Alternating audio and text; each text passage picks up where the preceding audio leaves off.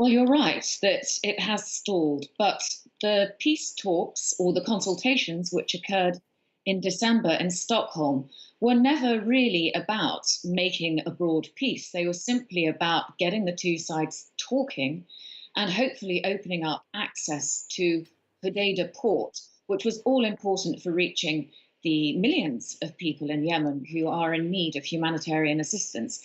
And to some extent, that happened.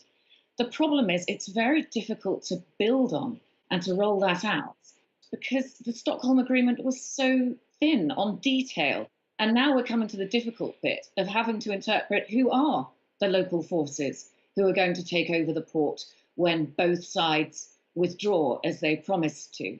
And so we actually probably need now more consultations just to be able to progress with the Stockholm Agreement to stop it unraveling completely.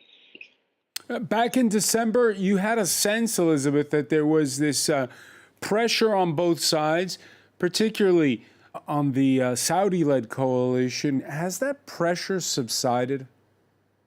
I don't think that the pressure has subsided. International pressure is still very strong. Just last week, there was a vote in the US Senate to pull US military support from the Saudi led coalition.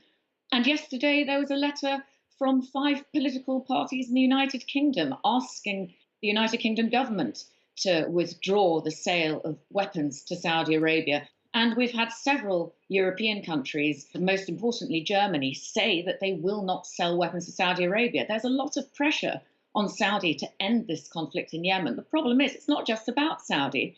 The Houthis have to play along as well.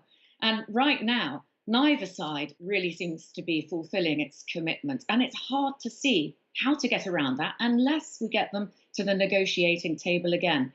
Meanwhile, I think we just have to press on with humanitarian activities and stabilization activities, or there will never be a future for Yemen. This actually needs to happen before the war ends, or there'll be a whole generation lost.